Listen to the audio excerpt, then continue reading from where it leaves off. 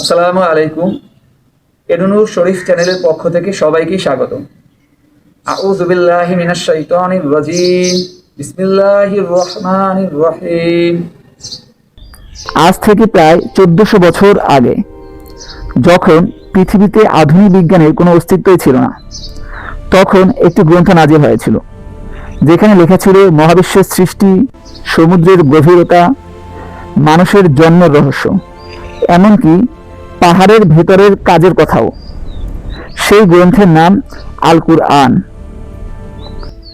আর আজকের আধুনিক বিজ্ঞান একটার পর একটা আবিষ্কার করে যাচ্ছে আর অবাক হয়ে দেখছে। এই তথ্যগুলো তো আগেই বলা ছিল। আজকের ভিডিওতে আমরা জানব কুরআন ও বিজ্ঞান কিভাবে একে অপরের সাথে মিলে যায়। এমন 7টি তথ্য যা বিজ্ঞানীরা হাজার হাজার বছর পরে আবিষ্কার করেছেন, কিন্তু কুরআনে আগেই বলা ছিল। আপনি চ্যানেলটিতে নতুন হয়ে থাকলে অবশ্যই চ্যানেলটিকে সাবস্ক্রাইব করুন। চলুন শুরু করা যাক। পয়েন্ট 1, মহাবিশ্বের সম্প্রসারণ। 1929 সালে বিজ্ঞানী এডুইন হাবল আবিষ্কার করলেন মহাবিশ্ব প্রতিনিয়ত সম্প্রসারিত হচ্ছে, গ্যালাক্সিগুলো একে অপর থেকে দূরে সরে যাচ্ছে। এটি তখন বিশ্বকে হতবাক করে দিয়েছিল। কিন্তু কোরআনের সূরা আয-যারিয়াতের 47 নম্বর আয়াতে আল্লাহ তাআলা বলেছেন, ওয়াস-সামাআ বানাইনাহা বিআইদিন ওয়া ইন্না লামুসিন।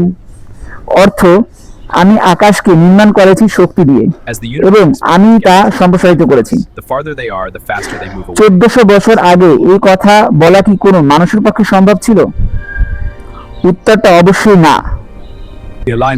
বিজ্ঞান 20 শতাব্দীতে এসে যা আবিষ্কার করলো, কুরআন তা আগেই ঘোষণা করে রেখেছিল। পয়েন্ট 2, পানি থেকে প্রাণ। আধুনিক জীববিজ্ঞান বলে পৃথিবীর প্রতিটি প্রাণী পানি থেকে তৈরি। প্রতিটি কোষের ভেতরে 70 থেকে 80% পানি। এই তথ্য আমরা জানলাম মাইক্রোস্কোপ আবিষ্কারের পরে। কিন্তু কুরআনে সূরা আল আনবিয়ার 30 নম্বর আয়াতে বলা হয়েছে, ওয়াজআলনা মিনাল মাই কুল্লা শাইইন হাই। অর্থ, আমি পানি থেকে প্রতিটি জীবন্ত বস্তু সৃষ্টি করেছি। এটা কি শুধুই কাকতালীয়, নাকি এটাই সত্য যে এই কোরআন সেই সত্তার বাণী যিনি সবকিছু সৃষ্টি করেছেন? পয়েন্ট 3, পাহাড়ের ভূমিকা। আপনি কি জানেন, পাহাড় শুধু মাটির উপরে নয়, পাহাড়ের একটা বিশাল অংশ মাটির নিচেও থাকে। ঠিক যেভাবে বরফের পাহাড়ের বেশিরভাগ অংশ পানির নিচে থাকে। বিজ্ঞানীরা এটা জানালেন আধুনিক ভূতত্ত্বের মাধ্যমে। কিন্তু কুরআন সূরা আন-নাবার 7 নং আয়াতে বলা হয়েছে, ওয়াল জিবালা আওতাদা। অর্থ, এবং পাহাড়কে করেছি খুঁটি স্বরূপ। খুঁটি মাটির উপরে থাকে না, খুঁটি মাটির গভীরতায় পতিত থাকে। এটাই আধুনিক বিজ্ঞান বলছে।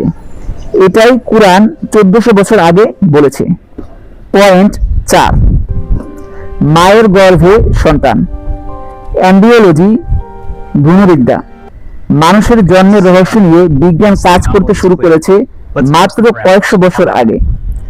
কিন্তু কুরআন সূরা আল মুমিনে এতটাই নির্ভুলভাবে মানব ভ্রূণের বিকাশের ধাপ বর্ণনা করা হয়েছে, যা দেখে বিখ্যাত কানাডিয়ান বিজ্ঞানী ডক্টর কিথ মুর বলেছিলেন, এই বর্ণনা এতটাই নির্ভুল যে আমি বিশ্বাস করি এই জ্ঞান একমাত্র ঐশ্বরিক।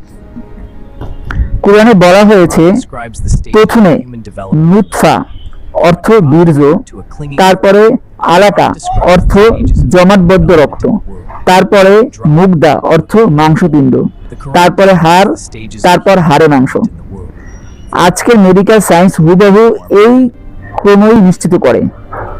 তাহলে ভাবুন একবার, একজন উম্মি নবী, যিনি স্বাভাবিকভাবে জানি যে আমরা তিনি পড়ালেখা করতে জানতেন না, কিভাবে তিনি এটা জানলেন এবং ব্যাখ্যা করলেন?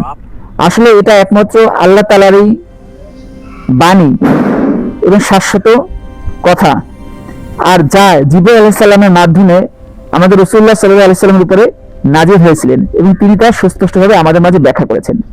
পয়েন্ট নাম্বার 5, সমুদ্রের অন্ধকার স্তর। গভীর সমুদ্রে আলো পৌঁছায় না, 200 মিটারের নিচে সম্পূর্ণ অন্ধকার। এমনকি সমুদ্রের মধ্যেও একাধিক স্তর আছে। এক স্তরের ঢেউ আরেক স্তরকে ঢেকে রাখে। এটা আমরা জানলাম আধুনিক ডুব সাঁতারের প্রযুক্তি আবিষ্কারের মাধ্যমে। কিন্তু কুরআন সূরা আন-নূরের 40 নম্বর আয়াতে বলা হয়েছে, অথবা যেন গভীর সমুদ্রের অন্ধকারের মতো যাকে ঢেকে রেখেছে ঢেউয়ের উপরে ঢেউ, তার উপরে মেঘ, অন্ধকারের উপরে অন্ধকার। বিজ্ঞানীরা বলেছেন এই বর্ণনা সামুদ্রিক স্তরের এত নির্ভুল চিত্র যা সাবমেরিন ছাড়া জানা সম্ভব ছিল না। পয়েন্ট নাম্বার 6, দুই সমুদ্রের মিলনস্থল। ভূমধ্যসাগর ও আটলান্টিক মহাসাগরের মিলনস্থলে জিব্রাল্টার প্রণালীতে দুই সমুদ্রের পানি মিলে যায় না, একটি অদৃশ্য পর্দার মতো বাধা থাকে। বিজ্ঞানীরা এই আবিষ্কার করলেন দুই সমুদ্রের লবণাক্ততা, তাপমাত্রা ও ঘনত্ব আলাদা থাকে এবং এক পানি অন্যটিতে মিশে যায় না।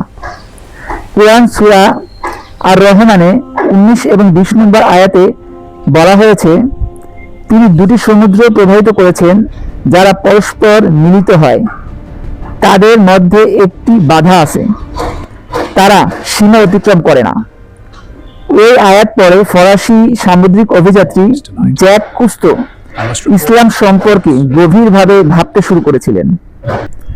পয়েন্ট 7, বিগ ব্যাং এবং কুরআন।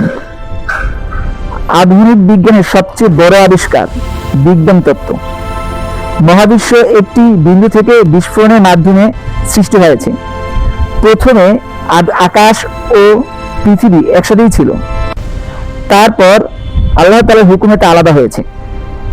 কুরআনে সূরা আল-আনবিয়ার 30 নম্বর আয়াতে বলা হয়েছে, কাফেররা কি দেখে না যে আকাশ ও পৃথিবী একসাথে মিলিত ছিল, তারপর আমি তাদের আলাদা করেছি। নাসার বিজ্ঞানীদের যখন এই আয়াত পড়লেন তারা থমকে গেলেন, কারণ এটাই ছিল বিগ ব্যাং এর সারাংশ। প্রিয় ভাই ও বোনেরা, বিজ্ঞান প্রতিদিন নতুন কিছু আবিষ্কার করছে, কিন্তু প্রতিটি নতুন আবিষ্কারের সাথে একটাই বার্তা আসছে, কুরআন সত্য।